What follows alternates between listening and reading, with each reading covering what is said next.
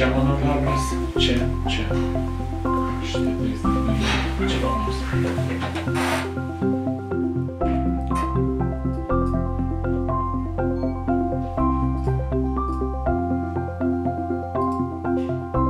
Rašyti knygas idėja kilo iš niekur. Iš esmės, žinote kaip, aš visą laiką tokį pavyzdį taikau, kaip pas mane atėjo kažkada tais jaunuoliai, tokie sako, ar man reikia žentis ar nereikia. Sako, mes jau 5 metus gyvenam kartu, bet gal reikia žentis, o gal ne. Tai aš sakiau, tikrai nesiženykit, nes žentis reikia tada, kada negali nesiženyti. Knyga irgi jinai ateina iš kažkur tais ir ateina momentas, kada tu negali neparašyti. Yra tos mintis, pradžioje gimė kažkokios mintis ant lapukų, ant šalituvų, ant kažkokių užrašų knygelių, o paskui atsirado knyga ir jinai kaip jau atėjo, tai rašiau nuo ryto iki vakaro ir jinai tiesiog pasirašė ir užsibaigė. Tai aš galvojau, kad tai bus viskas, tačiau praėjo 14 metų ir vėl atėjo, kita knyga atėjo ir aš dabar turiu 2 knygelės parašęs, tai aš vieną vadinu, kad labai geras vadovas, jeigu žmogus norėtų žengti į kelią į save, į ieškojimus, kada jam jau nebeužtenka to paprastos buities, barščio ant stalo ir kažko nori daugiau, jis supranta, kad yra kažkas daugiau, kad nėra baigtinio. Tai pirma knyga labai kviečia į tą kelionę ir jinai daug pavyzdžių turi mano kelionės, kaip aš į kelią ėjau. O antra knygelė gimė ir jinai čia toksai priešprieša visiška žmonėms, kurie nori pabaigti kelionę.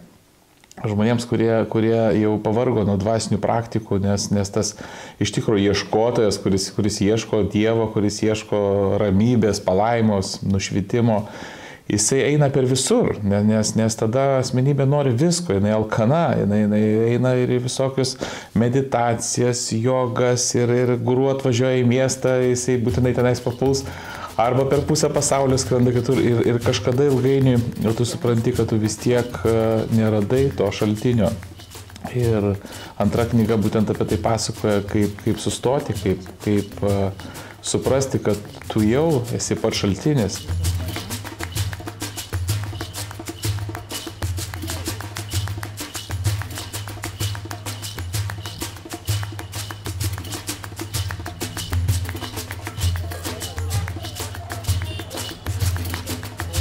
Daug kas į dvasinį kelią įeina per kažkokias tas problemas.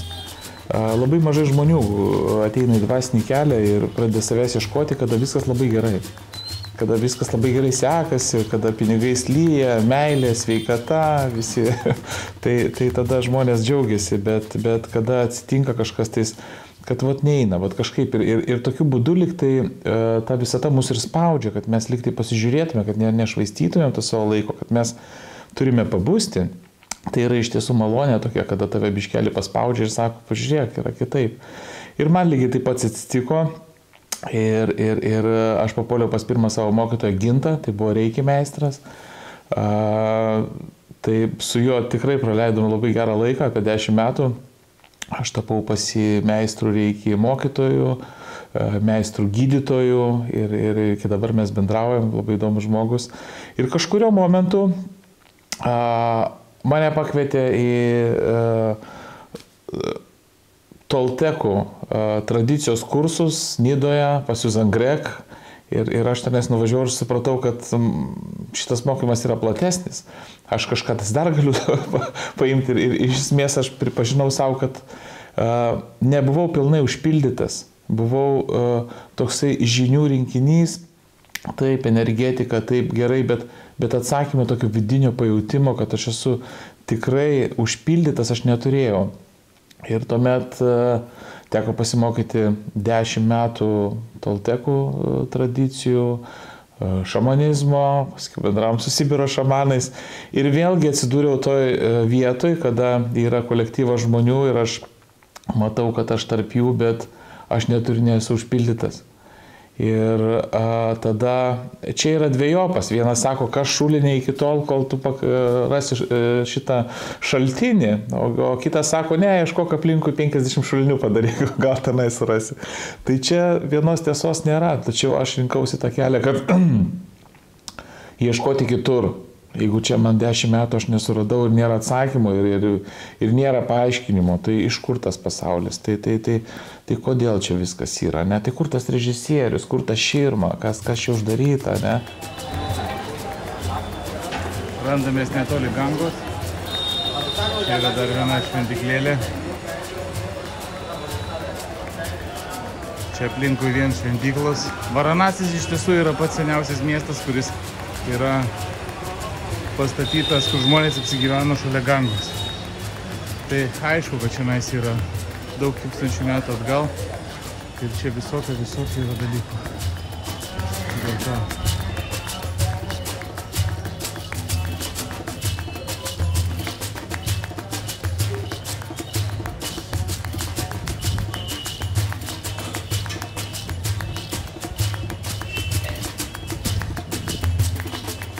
Varanasija, šventajame Indijos mieste, kur žmonės plūsta, kad išsivalyti karmos minusus, visas miestas šventai tom tiki ir tas šiek tiek priverčia irgi patikėti. Gyvenimas yra viskas įskaičiuota. Reiškia, su visom gerom emocijom, su blogom emocijom. Ir aš tik tai, yra toksai supratimas, kad jeigu aš kažką tais pasieksiu ir suprasiu, ten atmedituosiu dar kažkaip tais, tada pas mane lydės tik tai geros emocijos, ne? Blogų emocijų nebebus.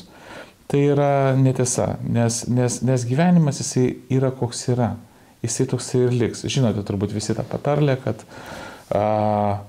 žmogus nešiojo malkas, kapojo malkas, nešiojo vandenį, staiga nušvito ir toliau kapojo malkas ir nešiojo vandenį. Tai yra labai aiški žinia, kad nieks nepasikeis. Ir laisvė yra ne tame, kad tu dabar geras emocijas turėsi tik tai. Laisvė bus tame, kad vertintojas, kuris dalino į geras ir blogas emocijas, jisai pats pasitrauks į šoną. Ir čia ateina laisvė. Geros emocijos jos ateina ir išeina. Blogos emocijos jos ateina ir išeina. Aš visą laiką patariu ieškoti tos vietos, kuri neateina ir neišeina. Kas yra pastoviai čia. Nes šiandieną žmogus sako, atsibudo, rytoj vėl užmigo. Šiandieną jis laimingas, rytoj vėl laimingas. Tas, kas gali atsibūsti, tas rytoj vėl užmigs. Tai yra tiesa. Priėjome Gangą ir čionais jau yra šventa upė, kur galime išsimaudyti, lygiai taip pat nubrausiamas visos kaltės, visi karmos minusai. Kaip matome, indai labai yra religingi ir lenda labai noriai į Gangą.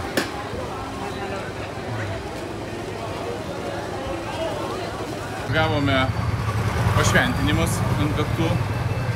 Va, dabar jau mes esame palaiminti. Labai buvo įdomus ašramus. Tenai žmonės atvažiuoja numirti šventoj vietoj, nes tada tiki, kad jie daugiau neatgims samsaroj ir baigsis jų kelionė per visą šitą Majos pasaulį. Dėl to jie atvažiuoja čia su maldom, apipilant Gangos vandeniu, jie numiršta ir juos sudegina. Ir jų pelenus išleidžia į Gangą. Ir tai yra kelionės pabaiga. Man savo laiku padėjo Advaita, aš suradau Advaitą ir tokius mokytojus kaip Šri Ramana Maharshi, Papadži, Nisargadatta Maharadži. Ir tai yra tikrai dideli meistrai. Ir Advaitos tradicijoje, nors ir paėmus Šri Ramana Maharšio paieškojimas uždavinėjant savo klausimą, kas aš esu, ne? Tai vat, Robertas Adamsas, kas aš esu, žmogus užduodamas klausimą eina į niekur. Labai yra tokia gili gal praktika neti. Iš esmės, kada Maharšio paklausė, kas jisai yra, jisai pasakė taip, kad aš galiu pasakyti, kas aš nesu. Nes įvardinti save, kas tu esi, tai yra per stipru. Niekados išreikštasis negalės įvertinti neišreikštojo. Tai yra tiesiog neįmanoma. Ir jeigu žmogus ieško savęs arba nori pasižiūrėti, kas yra tas vertintojas, ne, ir nueiti toliau, Tai neti praktika, jinai tą padeda padaryti atmetimo būdu, kada mes sakome, aš nesu dangus, aš tikrai nesu dangus, aš nesu medis, ir einame giliau, aš nesu kūnas, tada aš nesu šitos mintis, tada aš nesu šitas jausmas, tada kas aš esu, tai gal aš esu tyla, bet ne, tyla irgi yra stebima, aš nesu tyla, tai gal aš esu erdvė, bet erdvė irgi kažkas gali stebėti ir aš nesu erdvė, jeigu yra stebintis. Tai kas aš esu? Ir jeigu mes tą darysime labai sąžiningai, tai mes galime nueiti iki erdvės, kuri yra nekintama. Kuri yra nekintama, kuri yra dar neišsireiškusi. Tai, sakykime, Indijoje tą vadina omu arba nirvana galima pavadinti, perų šamanai tai vadina nagvalio energija. Ir šita energija yra čia ir dabar. Dabar lyg tai atrodo, kad reiškia išreikštas žmogus kalba, eina kažkokie žodžiai, bet visą laiką yra tas nekintama, kame tai yra. Nes kad atsirastų žodis, turi jisai kažkame atsirasti. Kad atsirastų erdvė, jinai turi kažkame atsirasti. Ir visą laiką būna toks, kas sukūrė šitą pasaulį, tai kas sukūrė žmogų, žinai, tai kitas žmogus, tai kas sukūrė pasaulį, tai Dievas sukūrė pasaulį, tai o kas sukūrė Dievą?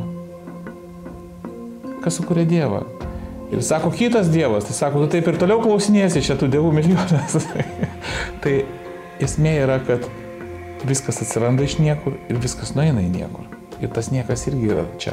Niekas arba tuštuma, be supratimo tuštuma yra pagrindas šito pasaulio ir ką mes kalbame. Ir tenais yra ta vieta, kur yra būtent to, ko žmogus ieško, užpildymo ir pilnatvės. Nes išreikštasis arba, sakykime, jau žmogus, kaip jisai kaip jau, pasakysiu taip, atvaizdas veidrodėje niekada negali save surasti. Jis negali. Protas yra, jisai per siauras, kad jisai suprastų kūrėją, šaltinį. Dėl to didelę sėkmę patiria tie ieškantis, kurie pavargsta ir nustoja ieškoti. Kad sako, aš viską, sako, pavargau, aš žinau ne vieną istoriją, kada žmogus 30 metų sėdėjo, meditavo, skaitė, žiūrėjo kvėpavimus įvairius darė ir sako, aš pavargau, aš mesiu šitą kelią. Ir šast, ir buda. Ir viskas, ir tas pasibaigė, nes kol yra ieškotojas, tol jisai pats savo trukdo, reiškia, pamatyti tiesą.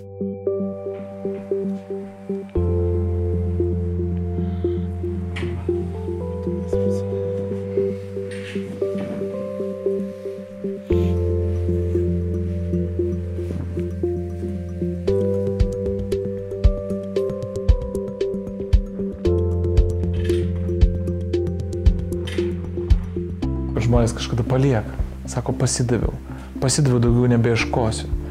Ir tada lyg tai tas stiprus aš, nes tas, kuris pradeda kelionę ieškojimą, jisai pats turi paskiau išnykti, ne? Ir tada aš pavargsta ir jisai pasiduoda ir tada ateina visa malonė. Arba malonė tą aš išsineša, ne? Tai aš į šitą dalyką žiūriu labai įdomiai, nes kur yra jėga? Vat kažkada kalbėjome apie jėgą. Jėga yra pasaulis, sako, ko aš būsiu stipresnis, o aš būsiu galingesnis, ne?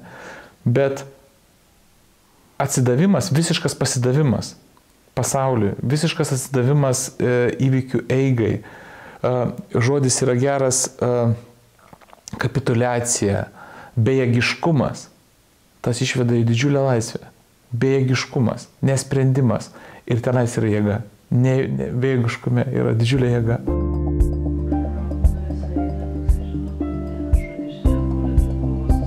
Jeigu aš žodžiu jums pasakoju apie tą raudoną jaguarą, ne? Tai čia yra raudono jaguaro lazda. Čia yra tolteko indienų mokymai arba tolteko tradicijoje. Kiekvienas mokinys turi, reiškia, pasidaryti savo raudono jaguaro lazdą, kuris simbolizuoja, kad jis yra dabar kelyje. Jėgos lazda. Kada užpuola protas, mes tokią frazę naudojame, užpuolė protas. Tai yra tos visos psichozės ir taip toliau. Yra vienintelis dalykas, kad mes tikime tai, ką tas balsas galvoje mums sako. o jisai sako įvairius dalykus. Jisai šneka visiškas nesąmonės. Ir jeigu mes pradėsime sekti, ką protas pasakoja, tai jisai visą laiką pasakoja kažką tais. Ir šitoj vietoj psichozės atsiranda tada, kada protas jau ypatingai toksai pasidaro stiprus ir jisai pasakoja blogus dalykus. Ir jisai pasakoja, kaip bus, nes protas jisai visą laiką yra praeity ir ateity. Jisai visą laiką vaikšto, jisai, reiškia, istorijas kūrė. Bet jisai niekada nebūna čia, nes blogiausias dalykas proto yra nieko neveikti. Vien tik tai pamačius mes galim pamatyti proto iliuziškumą. Jisai nėra tikras. Ta energija, jinai naudojasi tavo pamatu ir sako dar, kad tai esi tu. Protas, įdomus pavyzdys, protas, pavyzdžiui, niekada neateina ir nesako, Sauliau, einame į lauką. Jisai sako, klausyk, einu į lauką. Ir atrodo, kad čia mano mintis. Aš vedantuose yra vagis. Aš. Mintis aš yra kaip vagis piešiama, nes mintis tiesiog eina, bet aš sako, čia mano mintis. Pasaulis tiesiog gyvena pats, nėra gyventojo, žinai, pasaulis gyvena pats save, gyvenimas gyvena pats save, bet aš sako, aš gyvenu gyvenimą. Va dabar ranka pati pakilo, bet aš sako, aš pakėliau ranką, suprantat? Ir aš, mintis yra pagrindinė proto, mintis yra aš, už ko jisai kabinasi. Ir link ko aš vedu. Psichozės, neurozės, tai yra, jos yra iliuzinės, bet tą reikia pamatyti. Ir kada žmogus gilinasi į save, pradeda, pirmas toksai etapas, jisai pradeda matyti mintis. Nes daugam būna tai naujas dalykas, sako, tu matai savo mintis, ne, nematau savo minčių. Bet kada atsiranda nauja tokia kultūra, kada žmogus gali pamatyti mintis, jisai žiūri, mintis atėjo, žinai, pikta, gera mintis, smagi, nesmagi, po kol kas yra dar vertintojas, jisai nemato, kad tiesiog mintis eina, neturi užkrato blogas geras. Bet vien tik matant tas mintis, jau galima pamatyti proto iliuziškumas, ką jisai daro, ką jisai kalba. Ir ilgainiui tada žmogus gali suvokti, tiesiog ateina suvokimas, kad ta mintis yra permatoma. Ir tos mintis po biškelį mažėja, jos net nepasidaro tokios skaudžios. Jos netgi gali ir ateiti, bet sakai, aš tai netikiu. Tai vienas jau toks jau pažengęs, ne, momentas. Kas čia yra? Tai ką, nėra sauso?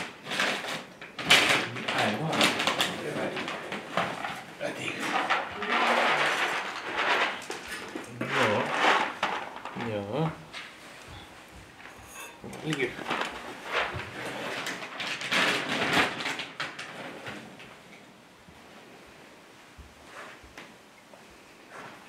Šitas žmogus, kurį dabar užpuolė problemą ir jam didžiuliai skausmai ir kažkokios tais neurozės ir taip toliau, tai žinokit, jeigu mes jam sakysime, viskas yra gerai, palik, tai nesuveiks. Čia yra, vis tiek mes turime nuo kažko pradėti. Tai pirmas patarimas, jeigu tave užpuolė lavina baisių minčių ir tau yra, tai bet kokiu atveju sustabdyti protą, bent jau šitame etape. Ir pažįstu žmonių, kurie užeina už namą ir pradeda rėkti.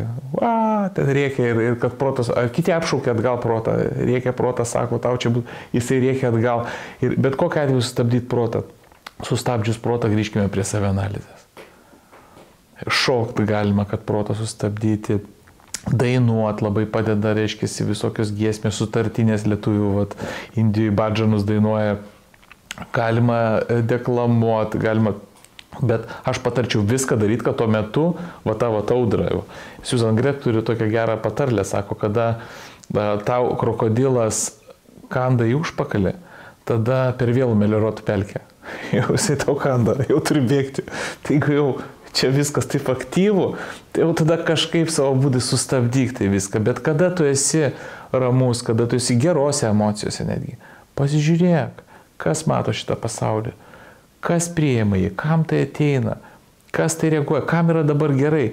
Turi surasti tą šeimininką, kuris yra vagis šito pasaulio. Turi surasti aš. Išsianalizuoti žmogus, kas yra asmenybė. Kas yra tikra.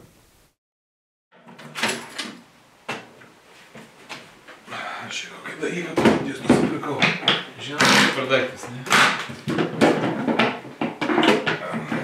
Čia. Rimti reikalai. Taip.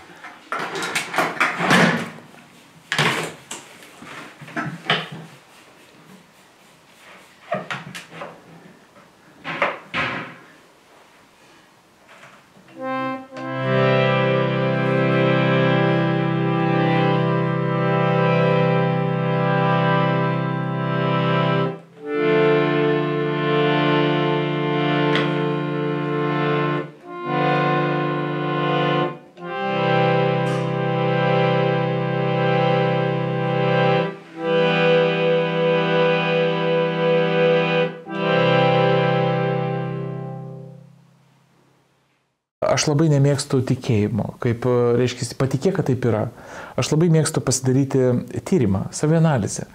Ir, pavyzdžiui, Vedos jos pasakoja apie 4 sąmonės būsenos. Tai yra, vat kaip aš pasakau, kad vienas dalykas, kuris yra nekintamas šitam pasauliu, yra tikras, kad aš esu. Nesvarbu, kas aš esu. Žmogus, ten, žinai, energija ar ten sąmonė, bet aš esu. Tai tas aš esu, jisai kinta per 4 sąmonės būsenos. Tai pirma sąmonės būsena yra būdravimas, o čia mes dabar su jumis sėdėm, taip mes vadiname.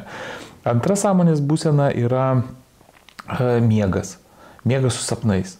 Tada irgi mes suprantame, kad mes jaučiame, matome ir tai sąmonė taip reiškiasi. Antroji būsenai miegas su sapnais. Trečia būsena yra miegas be sapnų. Tai mes to sapno visiškai, tada mes neatsimenam, bet tam, kad neatsiminti, irgi turi kažkas būti. Ir ketvirta yra būsena, yra eterio arba nirvama, omo būsena, kada visos šitos būsenos, turi būti būsena, kuriuose visos šitos būsenos yra. Tai yra 4 sąmonės būsenos. Tai dabar padalint, ar čia yra sapnas dėl to, kad jisai dabar aiškesnis, ar tenais yra nesapnas, nu, sunku tą pasakyti. Mes dabar taip susitarė, kad čia yra būdravimas. Nors jeigu mes susitiktume su sapne, mes irgi lygiai taip pat šnekėtumėm, sakytumėm, jo, mes dabar būdravime. Ir tai yra tikra, ir tai galima patikrinti, kiekvienas gali tai patikrinti. Ar taip tikrai yra, ką aš sakau.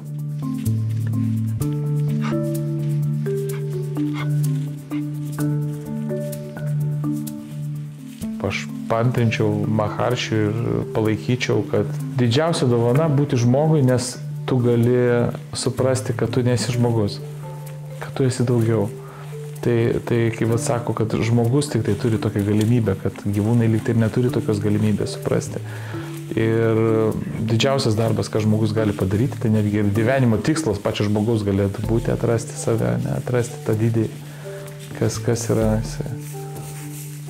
Bet kiek žmonių užsiduoda to klausimo, šią dieną labai mažai užsiduoda to klausimo, kas čia sakė iš tų indų mokytojų, kad tikriausiai iš milijono gal vienas užsiduoda klausimų, kas jis yra, kas yra Dievas, taip toliau. Ir iš dar tų visų milijono vienas tik supranta paskiau ant galo, ne? Kas ten yra.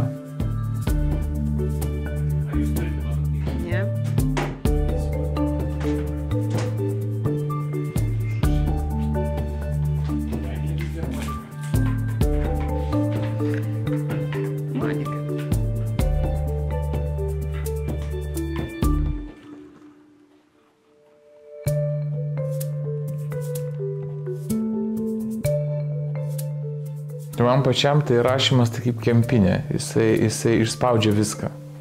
Jeigu pradedi rašyti mintį, tai jinai kaip taip išspaudžia, kad net galvoju, eik tu savo, aš net taip negalvojau, gerai kaip čia parašiau. Tai rašymas toksai yra, jisai turi tų tokių momentų, o tikriausiai patarčiau eiti iki galo ir nepasiduoti. Aš ten ir knygose aprašau tokių momentų, kada ėjo kolegos kartu ir jie kažkurio momentu pasidavė.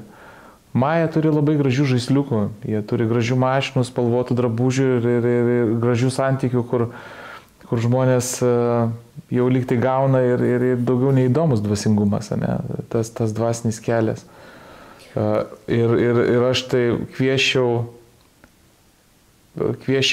visgi, vat, kaip tai yra indų istorija. Ne? Aš galiu papasakoti, kada pakvietė Dievas žmogų pas save ir padovanos jam visą karalystę. Ir žmogus labai apsidžiaugia ir eina. Ir priejo jau tos kalnus, kur čia jau tas Dievas gyvens ir apačioje labai gražus rožynai. Ir jisai sustojo prie tų rožynų ir jam tai patiko, užbūrė kvapas ir rožės ir spalvos. Ir ten 100 metų prabuvo.